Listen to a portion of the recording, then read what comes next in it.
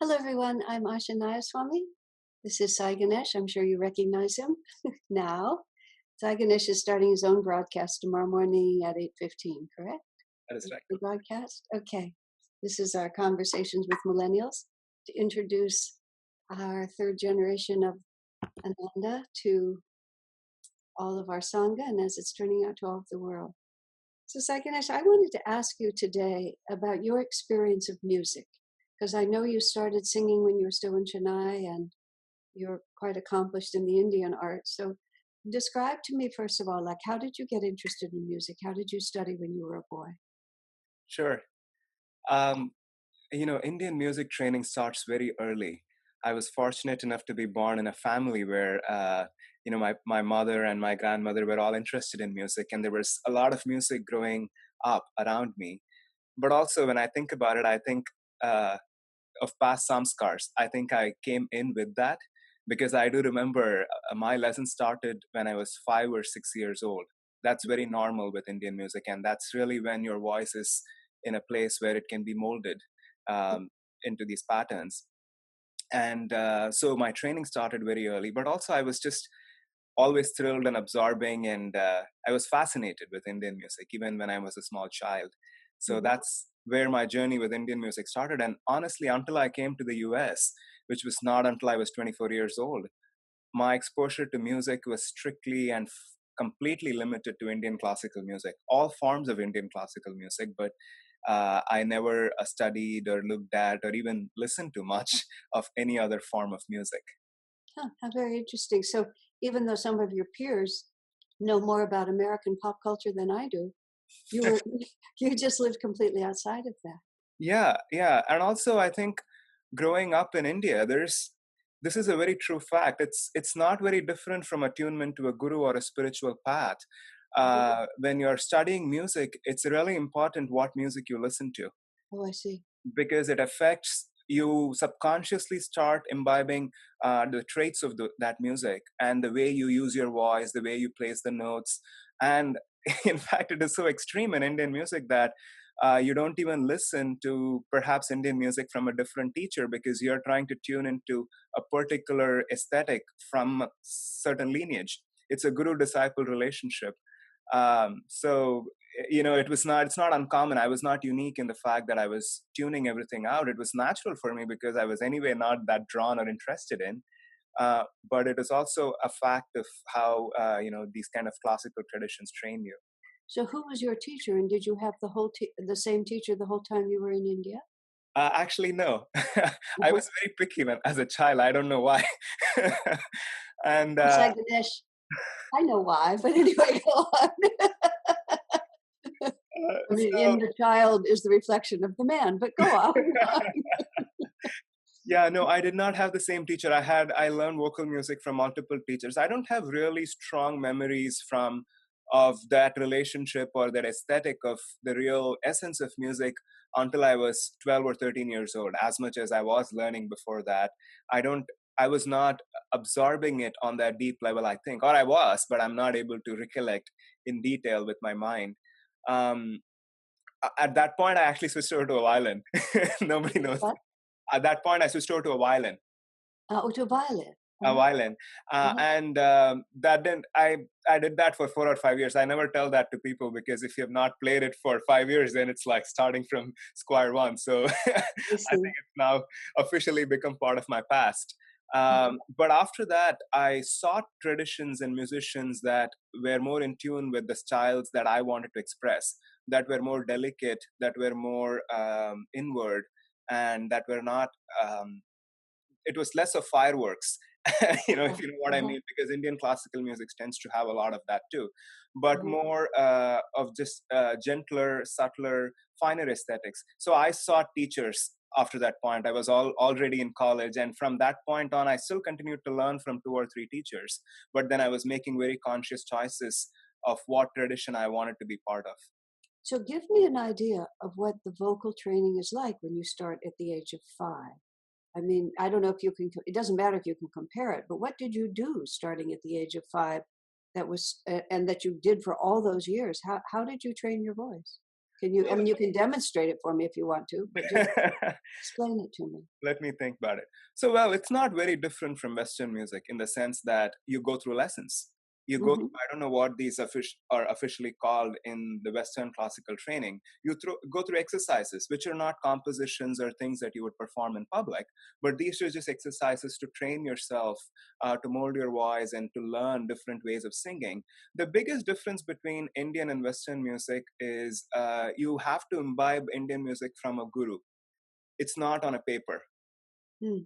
So all what I'm singing, there is a skeleton on paper for me to refer to know what's coming next. But how it's exactly going to sound, only my teacher can tell me. That becomes all the more true when you go into start studying raga music, because the ragas have moods. The ragas have such subtle shades of emotion and human expression that you have to understand by somebody expressing it and tuning into what they're feeling.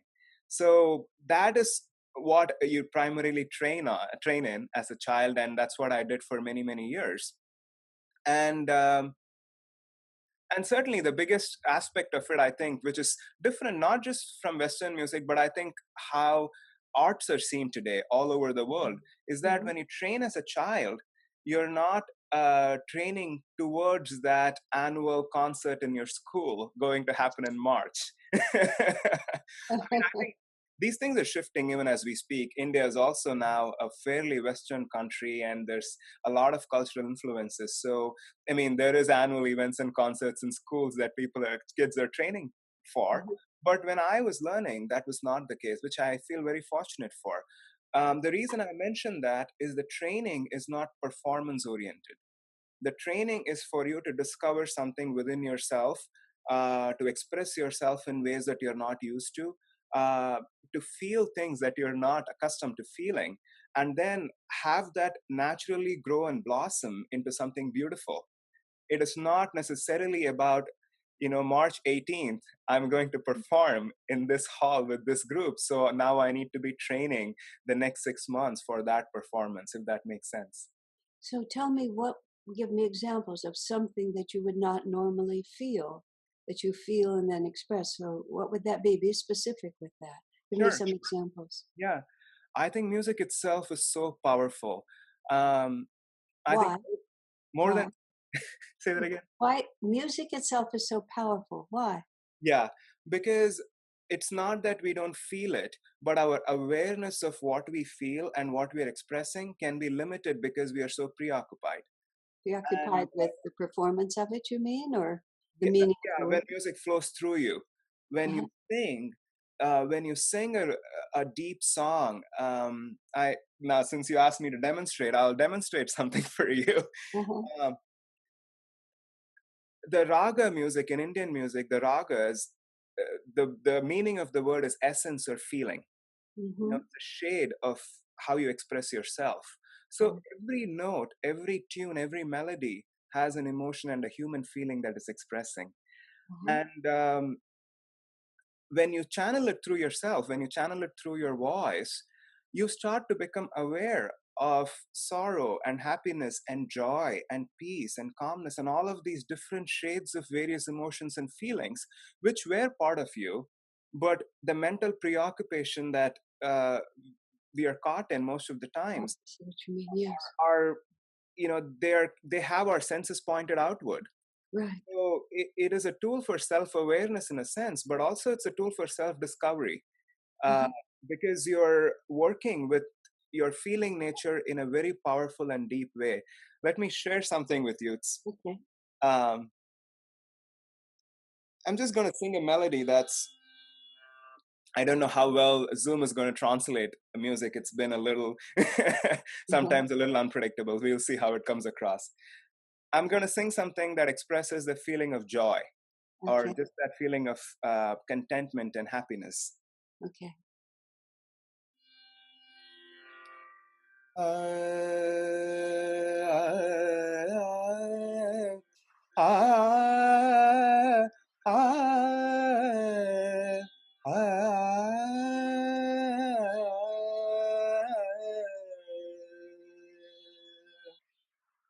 I don't know if that came across. Oh no, it does come across. Do it again though. Do it again because it was too Sure. brief. So do it one more time.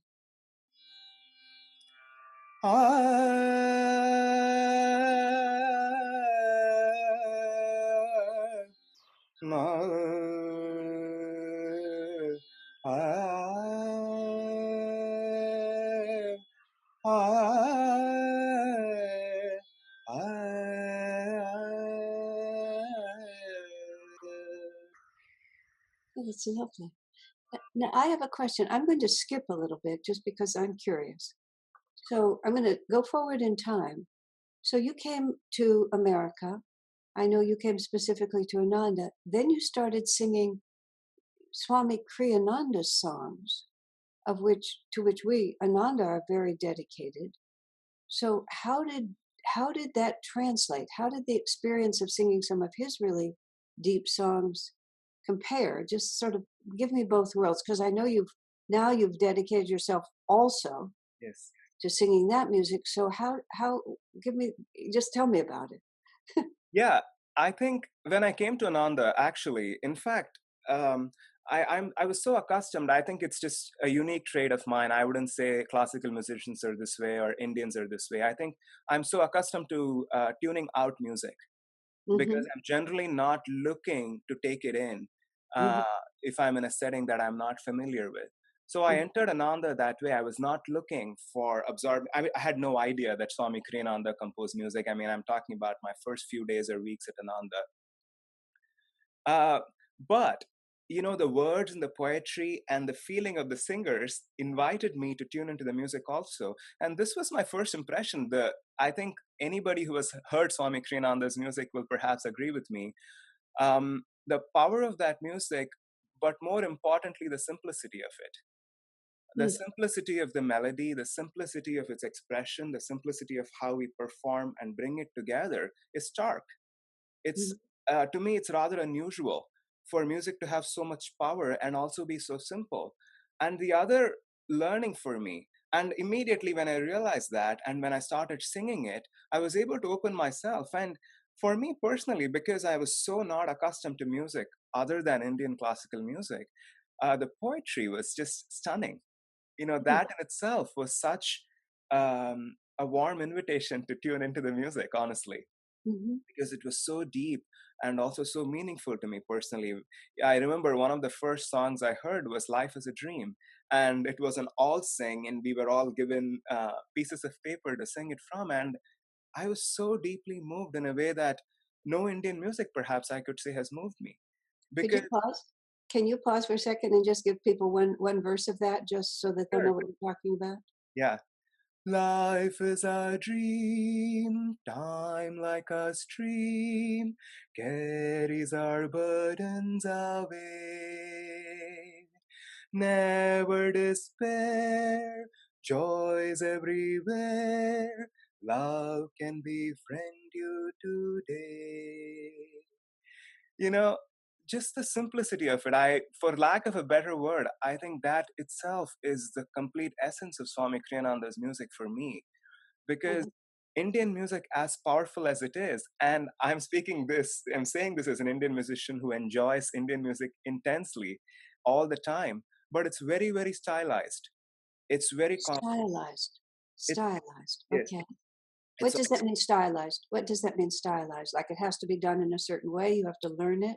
yeah, there's a tradition, there's a style, there's a learning process, there's an aesthetic, there is a form of expression, there's so much grammar. For the Uh-huh. audience, it feels like I'm just oscillating my voice or I'm just going up and down with a lot of freedom. But as a musician, I know that there's so much grammar behind what I'm doing. uh, Uh-huh. Anything but it is freeing once you have learned the structure and you've trained yourself. But also, I do function within the confines of that style. Okay. So when you come to Swami's music, by contrast, By it contrast, I mean, there is a certain style to every music. I think Swami also had a style, but it's not at all intricate or complex. There's a simplicity to it, to me, that is actually outside of culture. I have to share this with you because sing a lot of Swami Kriyananda's songs that have a tambura accompaniment. Mm-hmm. So oftentimes, people would tell me, you would do the song really well because because you're an Indian musician. And then I would tell them, yes, I am an Indian musician, but I have to say this particular song, like, for example, if you take a song like I've Passed My Life as a Stranger, Lord. When you say it now, you have to sing it because not everyone can say it immediately. You just sing us a verse at least, and then go on with what you're saying.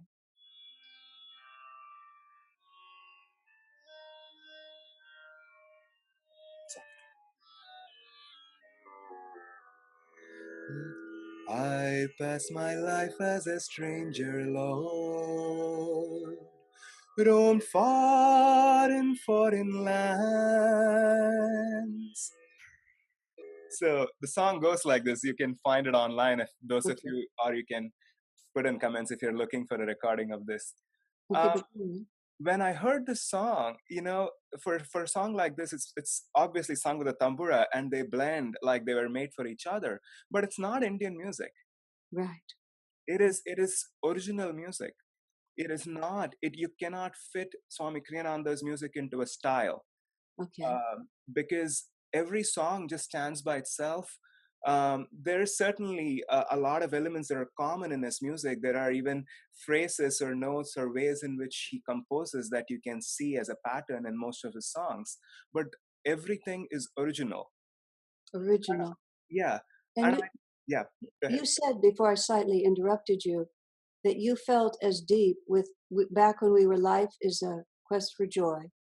We lost that thought, but you said you came into an all sing and they were singing that song. So finish that thought because we lost it. Yeah, I So was tell me. actually saying I was moved more deeply than even any other piece of Indian music has in my life. So Uh, why was that? Why did that happen? um, because I think now that I think about it, I'm actually thinking about it right now as I say this. I think part of it was how deeply everybody was feeling the meaning of those words as they were singing together. Uh-huh. But So most part of it was the experience of community. part of it was experience of community, but also the depth that the artist brought to it. Right. Swami? I'm Swamiji? Yeah, by Or did artists, I mean all the hundreds of people gathered there, I all of see. them bringing that depth to it because it was personal and meaningful. It was not just the beauty of the melody and the notes that they were fascinated by, but the depth of the feeling that came from inside. Right. Interesting. And more importantly, which is what I was speaking, the simplicity of it, the Uh-huh. how accessible that vibration was in that simple melody, which might have been difficult if you're not an Indian person, if you're from Japan, if you're from Korea. It's just like I sing an Indian song to you and it's exotic, but there's so much going on in your mind that is between you and the essence of that feeling I'm trying to express. Right. Whereas if you're somebody who grew up with me or who grew up with this tradition, then that structure or that style is not a barrier, but a conduit for carrying that feeling to you. And I think that's where Swami Kriyananda's music is extremely powerful and belongs to this age because I think it stands outside of those barriers. It Right. stands outside of those styles and forms that we are used to because we come from a certain culture. Saiganesh, that's brilliant. I really appreciate your saying that. Here's what's also interesting. Swamiji, of course, he wrote the songs deliberately because he was classically trained. He could have done anything. He was also deep into Indian music, not trained like you, but he'd lived there and he sang beautifully, not in the classical Yeah, style, but yeah, you've heard him sing, you know. But he deliberately wanted something that was one accessible to everyone. He wanted the music to be part of the community, mm, meaning that it would unite the community and therefore everybody had to be able to access it. The cross cultural thing is very interesting. When Swami moved to India in 2004, he was very curious as to whether the Indians would like the music. He knew that they were being more used to Western sounds. And I remember the first time a group of us sang for a small group of Indians in 2004, but three, just before the work started there. And they liked the music. He was so, I think the word is relieved, because he realized if the music would communicate, all the vibration behind it would come, and it would unify us. So it's fascinating to hear you, just having crossed the cultures, really saying exactly that. Have you developed favorites of Swami's music, or some of them? I sure have. I think all of us have also just, it's so strange. I always ask people, what's your favorite song of Swami? I don't think anybody has quoted the songs that are my favorite as theirs too. I would always look to see what their answer is to see if it matches with mine. I like the ones that are really deep and have a little bit of a grave note to them. My favorite song, I mean, it's hard to say one, but some of my favorites are Life Flows On Like a River, To Death I'm a Stranger. Uh, and I really, really enjoy the song that we sing for Good Friday, Let This Cup Pass From Me. Uh, Right. so the depth of it, because as an Indian, I don't think this is just because I'm an Indian musician, but I'm very accustomed to bringing a lot of feeling in music, Yeah. and songs that just have that intensity to them Right. somehow appealed to me a lot more. I was just so thrilled when I heard Life Flows On Like a River for the first time. It felt so anciently familiar. I Right. could not, there was no part of me even thinking I was hearing this for the first time. Can you just sing a few lines of it so people will get the feeling or be Yeah, reminded of what yeah. you're singing?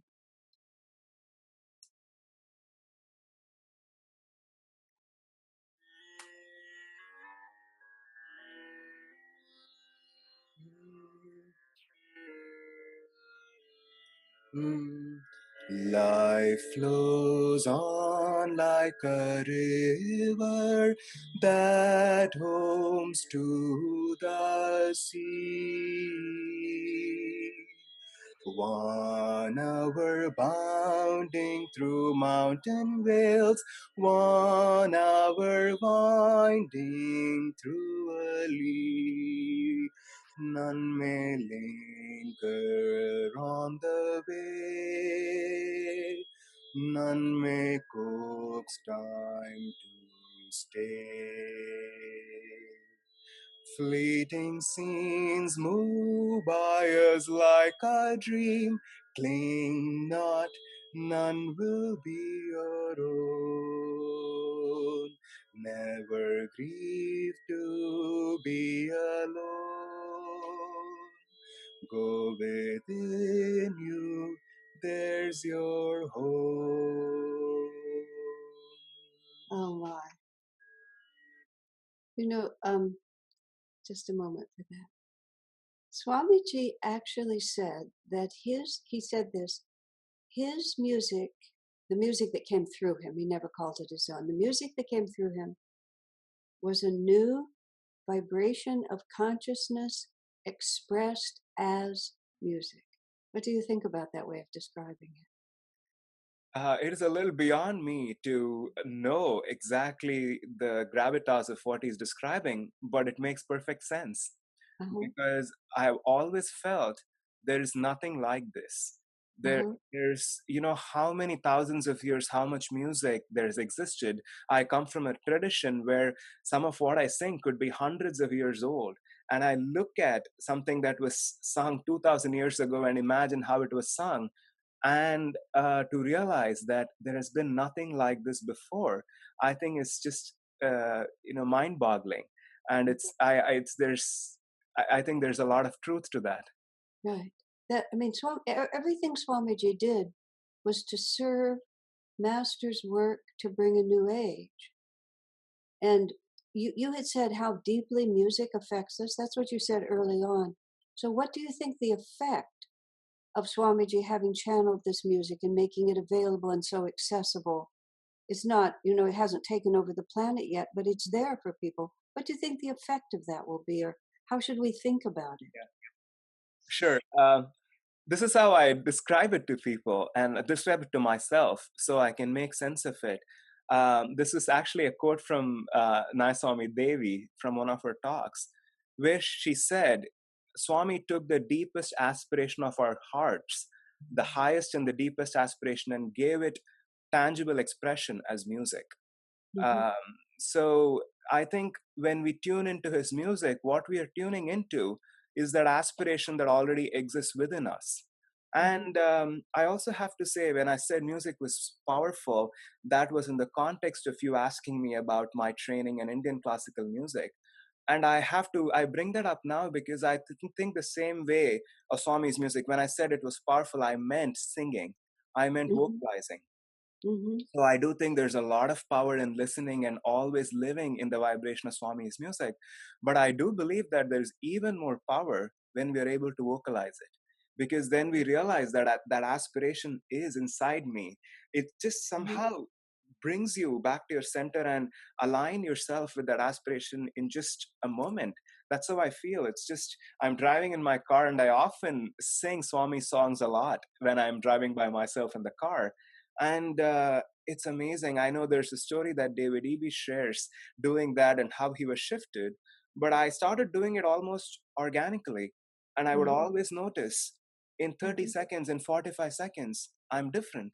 I'm Yeah, thinking about things differently. I'm feeling differently. I'm just not thinking about the things I was thinking 2 minutes ago.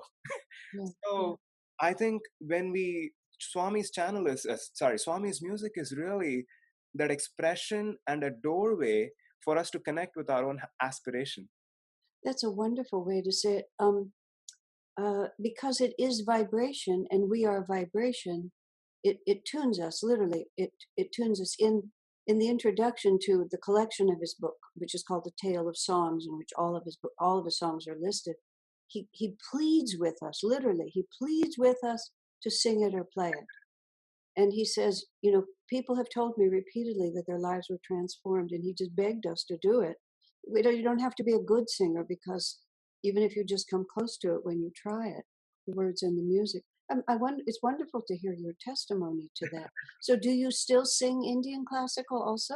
I do. I do sing Indian classical a lot. I think Indian classical music is also very powerful. It's just different. And I think it's just like everybody has interest. I think Indian classical music has always been my interest. One unique fact about Indian classical music, at least in the kind of training I had and how we present it, is also this unique aspect of Indian music and Indian arts in general, which is arts are such a natural way of expressing human emotions, but Uh-huh. you always use it as a tool to direct it towards the divine. I see. Uh-huh. Because there are even songs, you know, how poets write, you know, you're angry with God, or you're sad, you're yearning and longing, you're joyful. All these human emotions, that's, I think, that is the serious missing link in popular culture, Yeah. because all those human emotions are somehow seen as only relevant in human relationships. Uh-huh. And Uh, the music does not elevate or lift any of that. right. Whereas Indian music expresses with such intensity all those human feelings, but every song is a conversation with God, Yeah. and everything is just lifted to a higher plane. So Indian music I find to be very devotional, and my own experience of Indian music, both because of, I'm sure, everything in my life, my meditation practice, my time on the spiritual path, my experience with Swami's music. I think when I sing Indian music now, I Mhm. think it has a very different kind of depth and feeling than it did 8 years ago.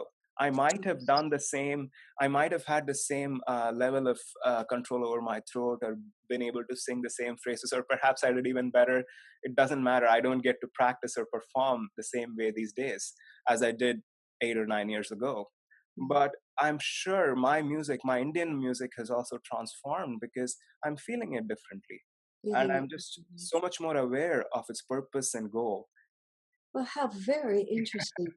Thank you very much for sharing all of that. I've known you for quite some time, and I've never actually been able to ask you all those questions. And I'm really grateful that you're so forthcoming. And what an interesting, what an interesting journey. What wonderful opportunities we all have. Well, thank you, my friend. Thank Thank you, you. Asha. All right. God bless you. Bye bye. Bye bye.